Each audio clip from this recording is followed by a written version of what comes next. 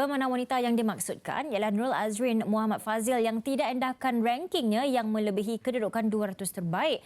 Namun rentetan majlis itu berakhir apabila Azrin tewas kepada pemenang tuan rumah Gulnaz Brasnor Koskun 06 di separuh akhir. Bagaimanapun Azrin berpeluang tebus duka apabila beraksi di penentuan gangsa menentang Indonesia Khamis ini. Oponen saya hari ini dekat semi, ranking 16 dekat dunia. So memang dia dah banyak kali keluar pergi international games and Malaysian, kita orang kurang lah kan, baru kali ketiga keluar negara. Lepas tu saya punya panahan hari ni kurang lah sikit sebab mungkin saya nervous ataupun gugup sikit nak lawan ranking-ranking tinggi. Tapi Alhamdulillah sampai ke semi jugalah. Dalam saingan lelaki pula, Bryson Ting, Firdaus Muhammad Rusmadi dan Fitri Muhammad Yusof terkandas awal bertemu selepas bertemu barisan memanah elit dunia sekaligus menamatkan saingan di pusingan 16 terbaik. Bagi saya, tadi waktu kalah dengan atlet Tajikistan tu, dia seorang atlet yang berpengalaman. Lepas tu saya cuba nak adapt dengan suasana angin tadi pun boleh tahan kuat. Lepas tu dia boleh dikatakan dia dah dapat adapt awal daripada saya. Dan last tu saya cuba kejar tapi tak dapat. Kalah pun 2 point je dengan dia tadi. Okey, beginilah kedudukan pingat yang terkini bagi Sukan Solidariti Islam di mana tuan rumah Turki mengumpul 90 pingat emas, 81 perak, 63 gangsa untuk keseluruhan. Memang jauh dimeninggalkan negara-negara lain dengan 234 pingat. Tempat kedua Uzbekistan dan ketiga Iran. Malaysia di tempat ke-30.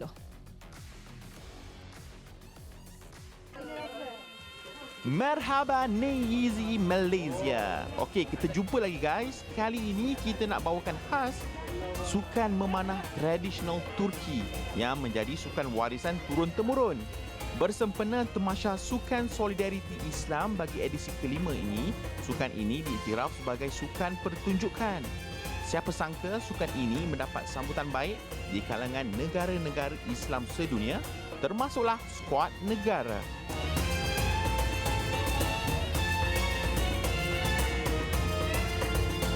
Memanah tradisional ini, cara permainannya cukup berbeza kalau nak dibandingkan dengan memanah moden. Kelainan utama adalah busur yang digunakan diperbuat daripada kayu. Sementara anak panah juga diperbuat daripada kayu pine mahupun kayu cedar. Betul-betul tradisional lah kan? Tahukah anda cabaran utama sukan ini untuk melakukan panahan sejauh 70 meter dengan anak panah diperbuat daripada kayu? So, memerlukan kemahiran si pemanah untuk mengekalkan sasaran utama yang bentuknya ala-ala labu.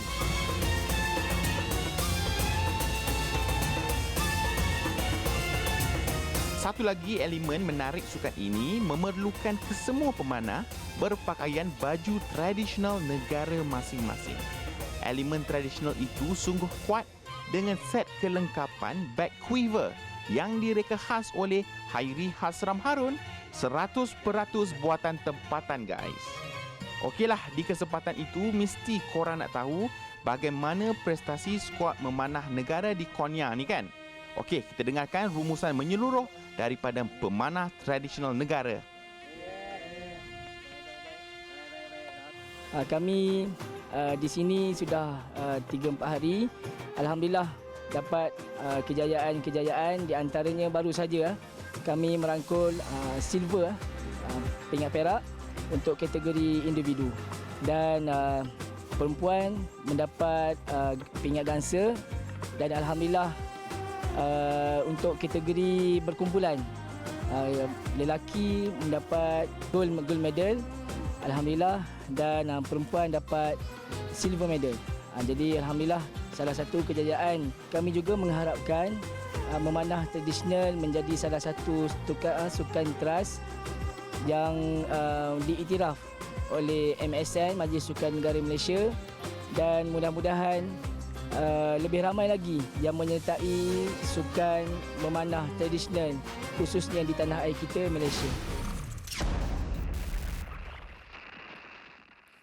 Alright, saat yang I nantikan setiap malam bukanlah catwalk Dewi remaja tetapi wajah Carl Yunis yang I nantikan. Hello Carl, dengar ke? Yes, Dayang boleh dengar, teruskan. Alright, okay, I teruskan. So tadi dalam laporan Carl ada mengatakan bahawa hari ketiga sebahagian besar pemanah negara menamatkan cabaran. Tapi nak dapatkan ulasan yang lebih lanjut daripada Carl, maybe boleh share sikit Carl? Okey, terima kasih Dayang. Seperti kita sedia maklum, pusingan 1/24 dan juga 1/16 melibatkan pemanah negara. Trio lelaki recurve negara menamatkan saingan awal pada hari ini sekitar pukul 10.30 pagi waktu di Konya, Turki ini atas faktor mereka bertemu dengan pemanah elit negara yang orang cakap berpangkalan di Eropah dan juga kaya dengan pengalaman. Kita ambil contoh kekalahan kepada pemanah daripada Azerbaijan. Pemanah ini berusia 46 tahun dan mudah untuk menoktahkan cabaran wakil negara dengan keputusan 6-0. Suka diingatkan, sekali lagi saya ingatkan bahawa kejohanan ini cukup kompetitif.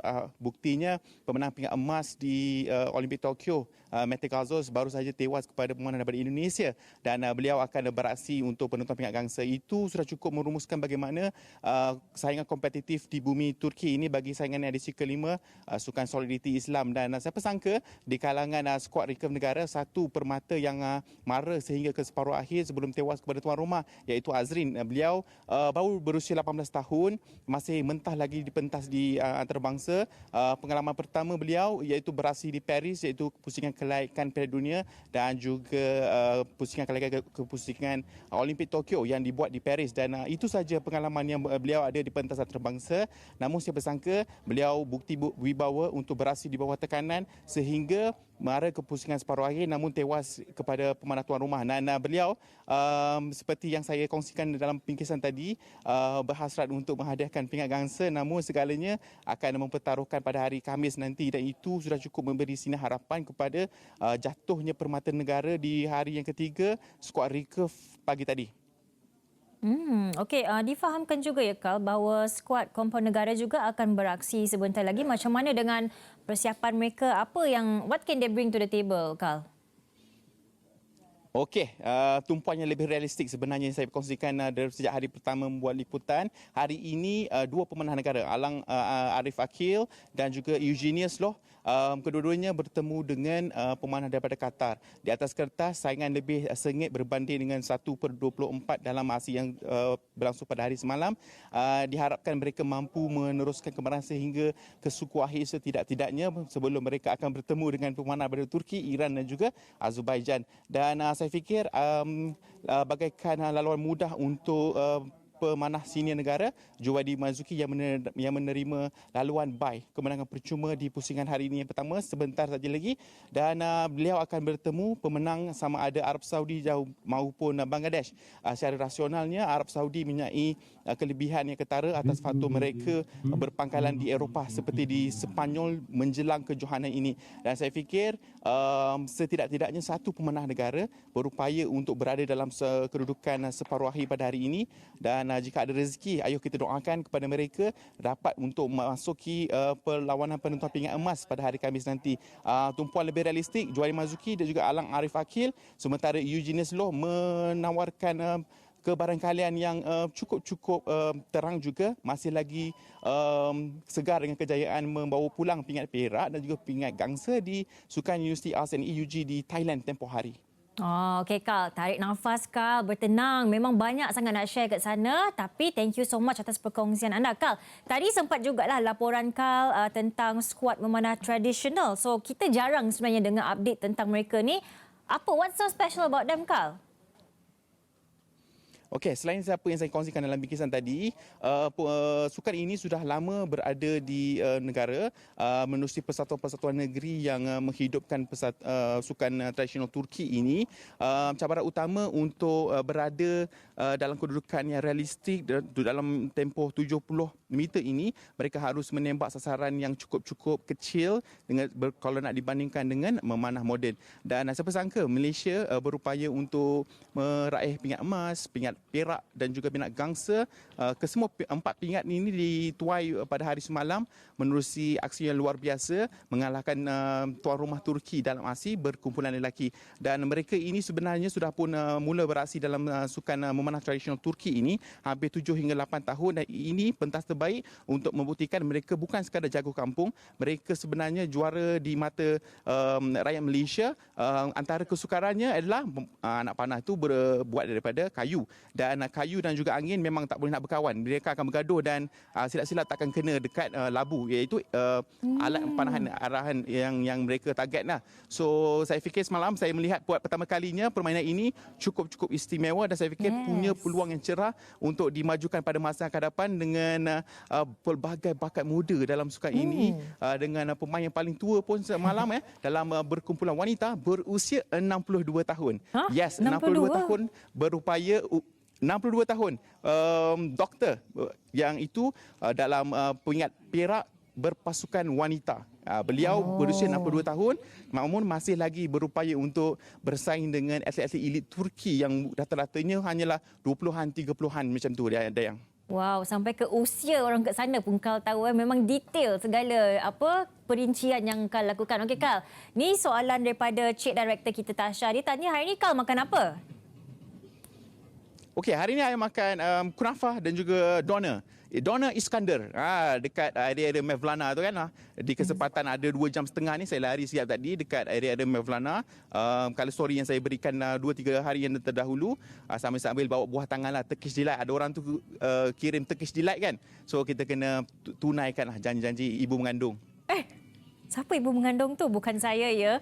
Kal, thank you so much atas perkongsian anda. I tak sangka makanan pun you boleh ulas. So thank you Kal. Selamat bertugas and see you again. Bye.